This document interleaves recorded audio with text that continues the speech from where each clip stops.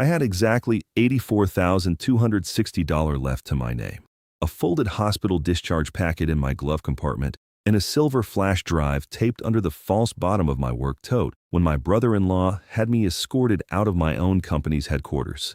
2 weeks earlier, I'd been in a recovery ward in Phoenix after emergency gallbladder surgery. While I was under anesthesia and then on pain medication, someone moved $612,000 through a vendor account I controlled, backdated the approval trail, and made it look like I'd signed off on all of it.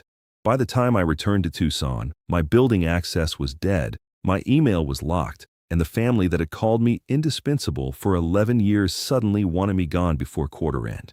I remember fumbling my badge on the lobby desk because my hands were still weak. The security guard looked more embarrassed than I felt.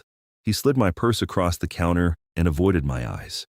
On top of it sat a cream envelope with my name typed in neat black letters. I knew, before I even opened it, that someone had prepared this carefully. Let me take you back. The company was called Sonoran Ridge Development, a regional real estate and infrastructure firm that built medical offices, mixed-use retail, and the kind of beige apartment complexes that kept city councils smiling and neighborhoods arguing. My late husband, Nate, had founded it with me in our 30s. He knew zoning and land use politics. I knew contracts, capital stacks, and how to keep ambitious men from signing away the future in bad rooms with expensive whiskey. When Nate died of a stroke at 49, I kept the company upright through a brutal 18 months. Then his younger brother, Grant Mercer, came back from Dallas with polished shoes, lender contacts, and the kind of confidence people mistake for competence. The board liked his voice. I liked his numbers less. Grant's wife, Delia, was the operations director. Her title grew every year, usually at my expense. She was one of those people who never raised her voice because she didn't need to. She could gut you with scheduling. She once moved my annual donor luncheon speech to a side room and told me it was better for the brand if I stayed out of the spotlight during a period of leadership transition. Another time, when I was still wearing black to the office because I hadn't finished grieving Nate, she looked at me over a conference table and said, "Clients need stability, Claire, not atmosphere." Nobody corrected her. They just stared at their legal pads. That was the family rhythm after Nate died. Grant was the golden son who rescued growth. I became the careful widow who was useful until I was inconvenient. I signed a loan modifications. I conned investors. I covered payroll during a frozen escrow dispute with money from my personal line of credit. But in every board packet, Grant's photo got larger and mine drifted lower on the page like an afterthought. People can survive disrespect longer than they think. What usually breaks them is the moment disrespect becomes administrative. Mine came on a Monday at 8:20 a.m. I had just made it through the lobby when Delia stepped out from the elevator bank with HR and said, in a voice built to carry, "Claire, we've disabled your credentials pending a misconduct review. Please gather essentials only." Every conversation nearby stopped without stopping. That corporate trick. Fingers still over keyboards. I suddenly fascinated by screens. I said, "What review?" Grant emerged behind her, straightening his cufflinks. "You know what this is." I didn't, not yet. I didn't know my incision still hurt when I turned too fast, and I hated that they'd chosen a morning when half the staff was there to watch it. Delia handed me the cream envelope. Inside was a notice accusing me of unauthorized disbursements, breach of fiduciary duty, and falsification of internal approvals relating to a $612,000 consulting transfer to an LLC called Mesquite Basin Advisory.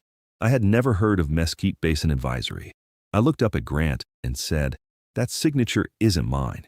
He gave me a small, almost pitying smile. "Then you should have thought about that before."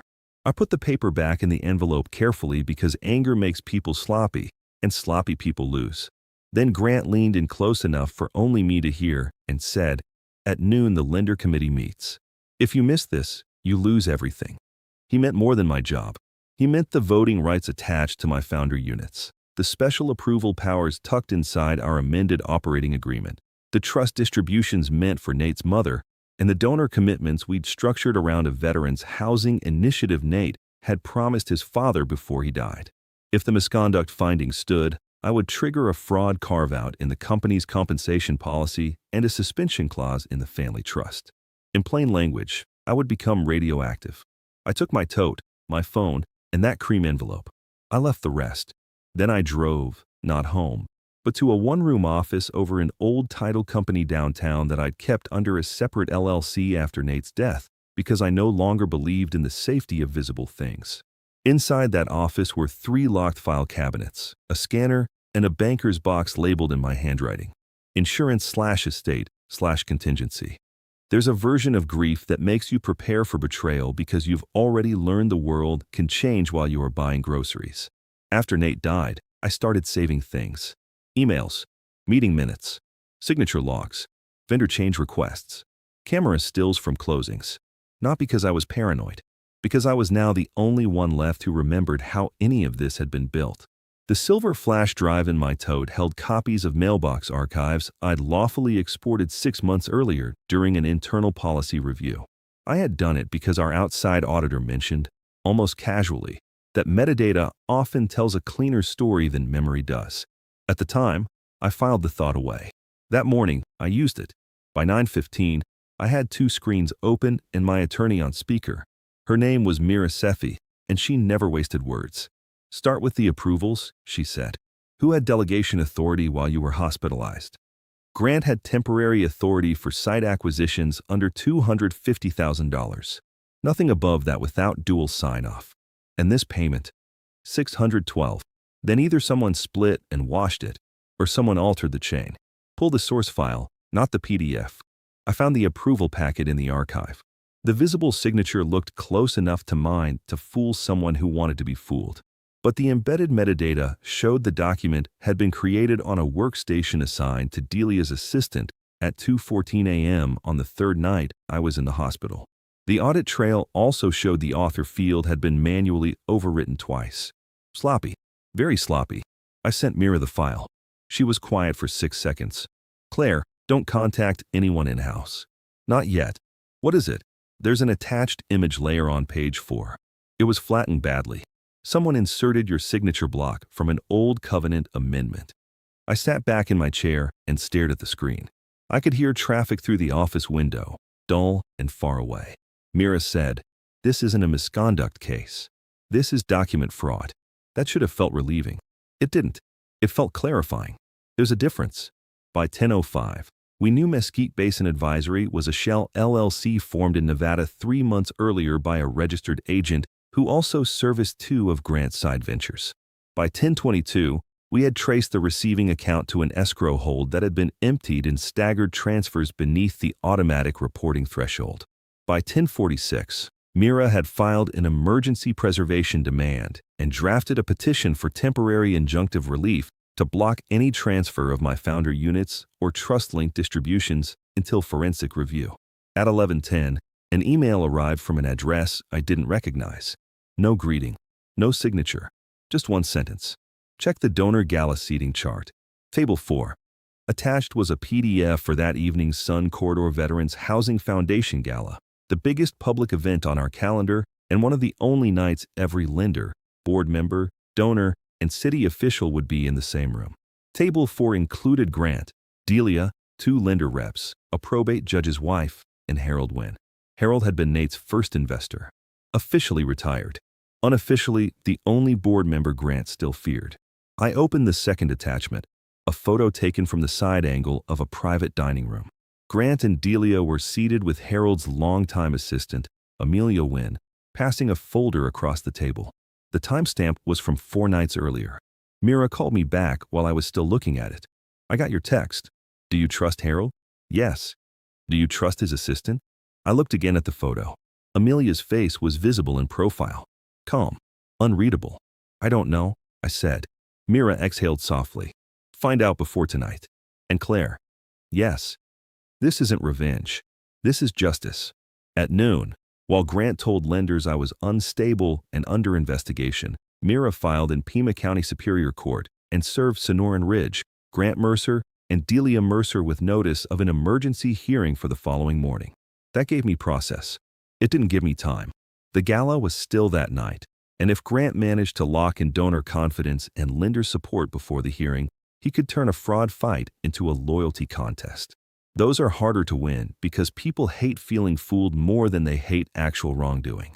At 1:30, I drove to the foundation office where Amelia Wynne worked. She greeted me herself. Mid-60s, pearl earrings, reading glasses on a chain, the kind of composure that made younger executives underestimate her and older ones fear her. "I expected you an hour ago," she said. So she had sent the email. I stepped inside. "Why help me?" She closed the door. "Because your husband funded my son's rehab after his accident and never told anyone. Because Grant forgot that people who organize seating charts also hear things. And because I'm tired." She walked me to a small conference room and placed a manila folder on the table. Grant and Delia met with me thinking I was only there to confirm Harold's dietary restrictions and donor placement. They offered me a consulting contract for next year if I helped manage optics around your transition. Her mouth tightened on the last word. They wanted Harold positioned where he'd hear a prepared narrative before you could speak to him. Inside the folder were printed text messages, a draft talking points memo, and a revised donor program with my name removed from the Veterans Housing Initiative entirely. In its place was a line crediting Grant Mercer with visionary restructuring leadership. That alone was ugly, but not enough.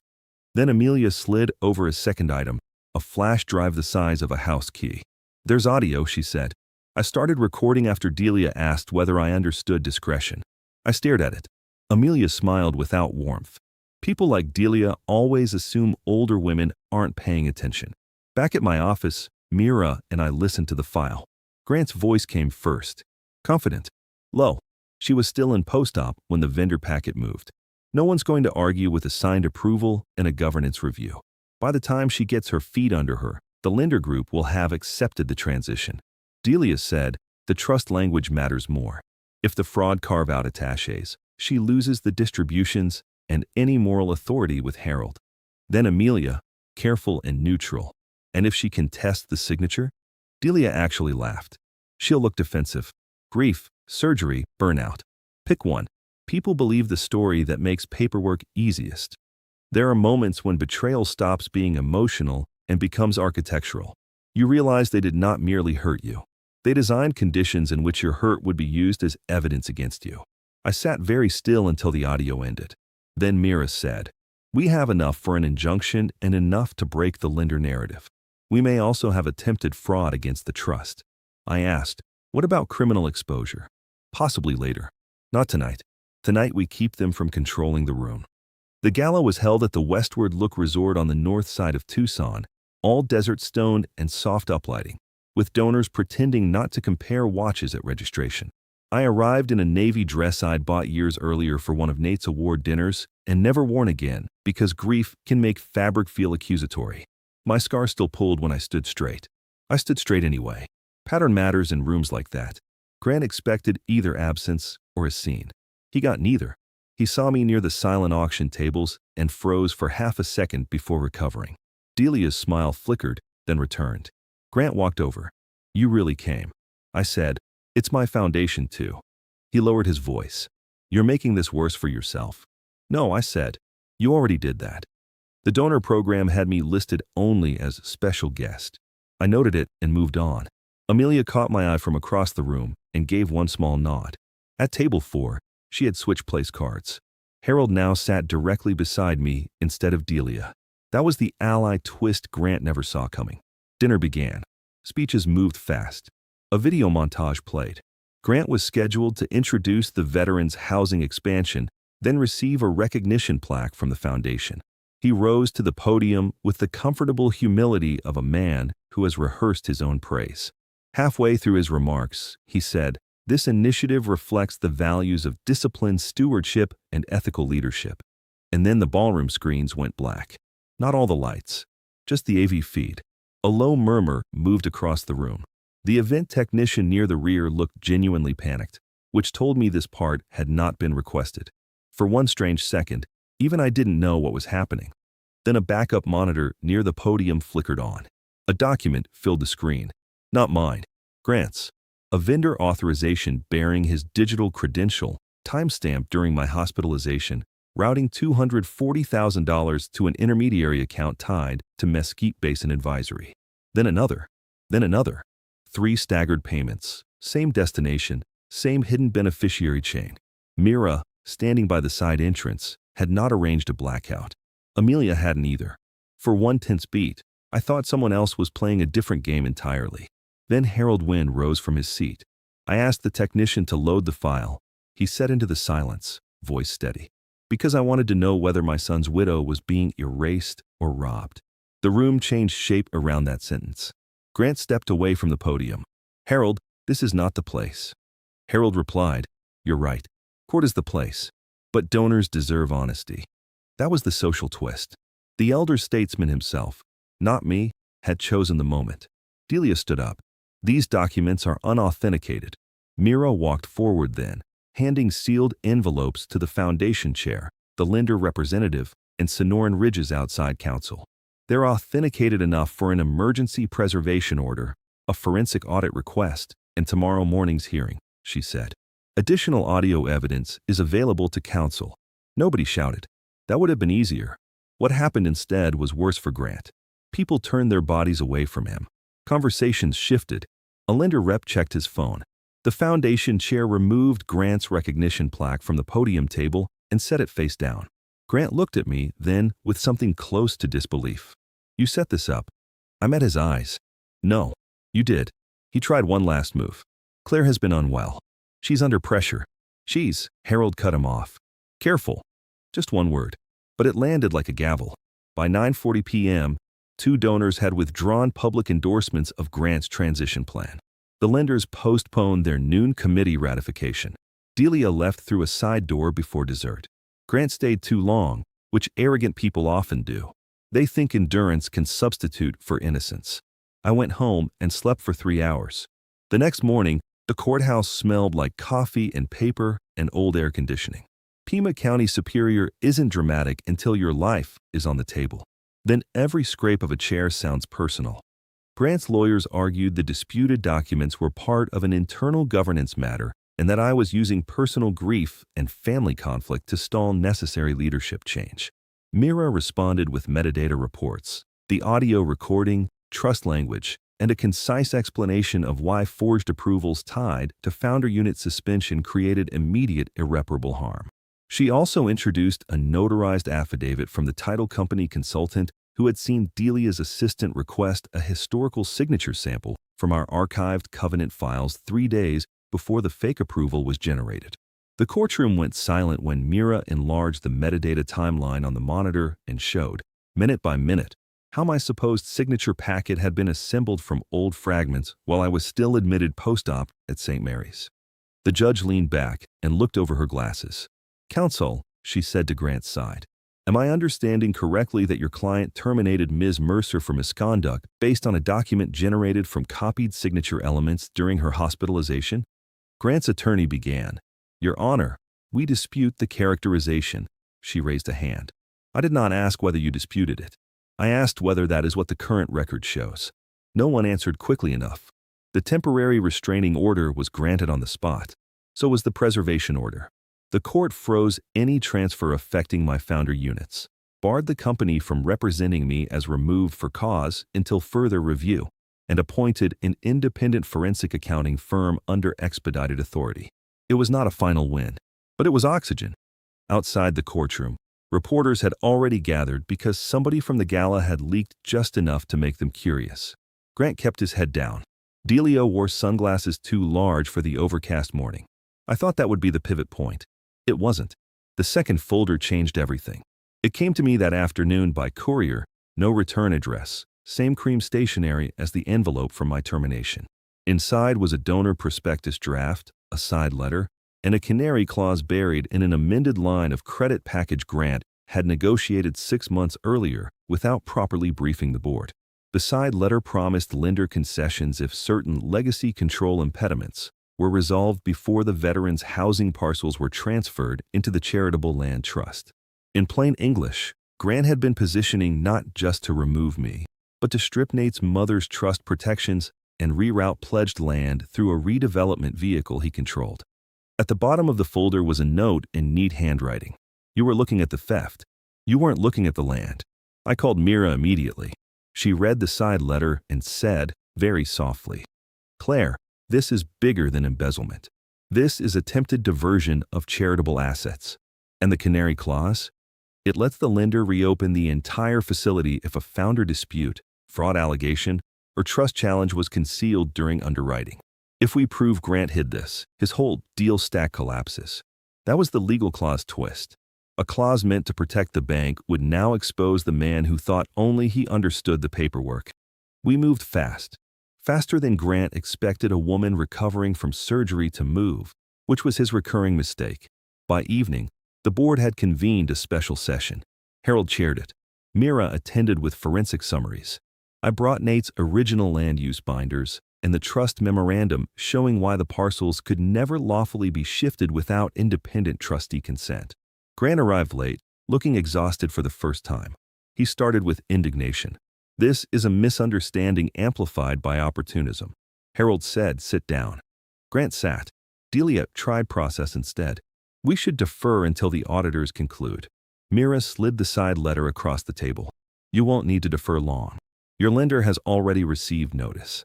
Delia's face lost color. Harold asked, "Did either of you disclose this side agreement to the board?" No answer. "Did you or did you not attempt to alter the founder control structure while misrepresenting Ms. Mercer's alleged misconduct?" Grant looked at me then, not Harold. That hurt more than it should have. Even at the end, he still treated the room as if the true conflict was personal, not legal. "Claire," he said quietly, "you could stop this." I said, "You should have thought about that before." His eyes narrowed, maybe remembering his own line from the lobby. Good. I wanted him to. The vote to suspend Grant from all executive authority was unanimous except for his own abstention. Delia was placed on administrative leave pending the audit. Outside counsel recommended referral to the Attorney General's Charities Division if the land diversion theory held. Security collected their devices before they left the building. Again, no one yelled. Order is always louder. The forensic audit took 4 months. It found unauthorized side payments, falsified internal approvals, improper use of donor-restricted funds for executive travel, and coordinated attempts to impair founder rights under both the operating agreement and Nate's family trust. Civil suits followed. The lender called a default under the Canary Clause and forced a restructuring that removed Grant from any management role. Delia entered into a settlement that barred her from serving as an officer or director for 5 years and required repayment tied to insurance proceeds and asset liquidation. Criminal prosecutors did not pursue everything Mira thought they could, but enough. Fraud findings attached. Licenses were reviewed. Reputations did the rest. The part that surprised people was what I did next. I did not reclaim the CEO chair. I took the founder's seat back, reinstated proper governance, separated the charitable land trust from the company's operating risk, and persuaded Ava Morales, our general counsel, who had quietly fed Mira 2 critical policy memos during the chaos, to serve as interim chief executive.